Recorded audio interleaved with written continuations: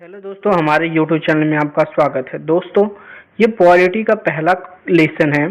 तो आइए हम लोग देखते हैं पहला लेसन। और दोस्तों, ऐसे ही आप पढ़ने के लिए हमारे यूट्यूब चैनल को सब्सक्राइब कर सकते हैं। तो आइए देखते हैं। भारत का संवैधानिक विकास 2 चरणों में हुआ था। एक ईस्ट इंडिया कंपनी के शासन हेतु विशेष संसदीय अधिनियम, जो कि कब से कब तक था? 1773 से 1853 तक था। तो कितने से था? 1773 से 1853 तक। दूसरा जो था, ब्रिटिश ताज के शासनाधीन पारित अधिनियम, जो कि 1857 की क्रांति के बाद हुआ था, जो कि ब्रिटिश क्राउन ने अपना ये शासन ले लिया था अपने हाथों में 1858 से 1947 तक, जब तक भारत आज़ाद नहीं हुआ था। तो चलिए आइए देखते हैं। तो पहला जो था हमारा 1773 के रेगुलेटिंग एक्ट जो था, यहाँ से क्वेश्चन बहुत भर भर के आते हैं दोस्तों। आइए देखते हैं। बंगाल के गवर्नर का नाम बदला गया था। बंगाल के गवर्नर जनरल उनका नाम कर दिया गया था। तो पहले बंगाल के गवर्नर जनरल का नाम क्या था? तो वारेन हेस्टिंग्स जी थे। दूसरा जो टॉपिक वहाँ से निकलती है हमारी, गवर्नर जनरल की सहायता के लिए 4 सदस्यीय कार्यकारी परिषद का गठन किया गया था, जिनका कार्यकाल 5 साल के लिए था। तो हमारे पहले जो गवर्नर जनरल थे वो कौन थे? वारेन हेस्टिंग्स जी थे। तो इसमें देखते हैं, अब हम लोग देख लेते हैं जो 4 सदस्य थे उनके नाम क्या थे। फ्रांसिस थे, क्लीवेरिंग और मानस वारेन काउंसिल। 1774 ईस्वी में कलकत्ता उच्च न्यायालय की स्थापना की गई थी। तो ये कुछ इम्पोर्टेंट है। 1774 में कलकत्ता उच्च न्यायालय की स्थापना की गई थी। उच्च न्यायालय में एक मुख्य न्यायाधीश और 3 अन्य सदस्य थे। तो मुख्य न्यायाधीश का क्या नाम था? एलिजा इनपे था। और जो अन्य सदस्य थे उनका नाम क्या था? James Hayes Stephen.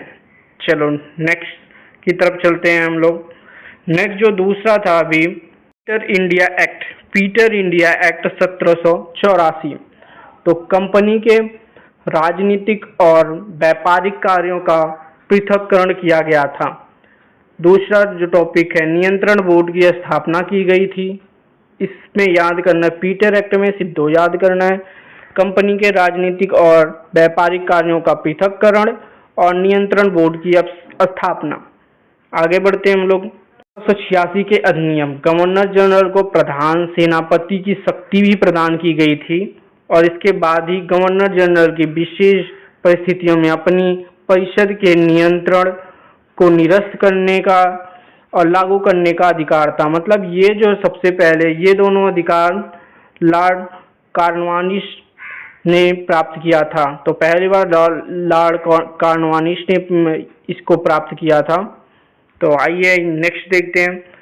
1793 के चार्टर एक्ट, जो चार्टर एक्ट थे 1793 के, कंपनी के अधिकारों को 20 वर्षों के लिए बढ़ा दिया गया था।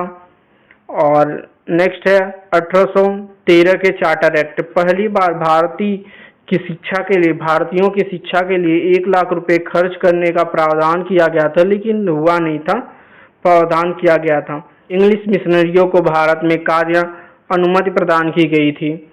और तीसरा जो है, भारतीय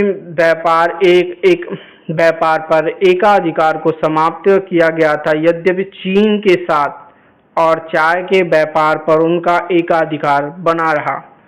तो आगे देखते हैं नीचे। इसके बाद 1833 के चार्टर एक्ट।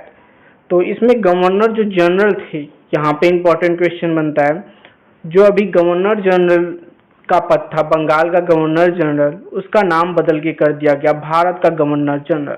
और भारत के पहले गवर्नर जनरल जो थे लॉर्ड विलियम वेंटिक जी थे। ये देखते हैं 1833 के चार्टर एक्ट को। कोई भी भारतीय केवल धर्म, जन्म स्थान, वंश और वंश के आधार पर सरकारी सेवा के लिए आयोग नहीं समझा जाएगा। नेक्स्ट देखते हैं। दूसरी जो है इनमें पॉइंट, देश के शासन प्रणाली की केंद्रीकरण कर दिया गया। और सर्वप्रथम मैकाले को कानूनी सदस्य के रूप में शामिल किया गया। 1853 के चार्टर एक्ट, सिविल सेवकों की भर्ती एवं चयन हेतु खुली प्रतियोगिताओं का शुभारंभ किया गया। तो सिविल सेवा की आप तैयारी करते हैं तो ये किस एक्ट के द्वारा खुली भर्ती का शुभारंभ किया गया था? तो किस चार्टर एक्ट के तहत? तो 1853 के चार्टर एक्ट के तहत सिविल सेवकों की भर्ती के चयन में खुली प्रतियोगिता का शुभारंभ किया गया था। तो आगे बढ़ते हैं। विधायिक शक्तियों को कार्यपालिका शक्तियों से पृथक करने की व्यवस्था की गई थी। तो अगर यह वीडियो आपको अच्छा लगा हो, अगर यूजफुल लगा हो तो चैनल को लाइक करें, चैनल को सब्सक्राइब करें और वीडियो को लाइक करें। जय हिंद, वंदे मातरम।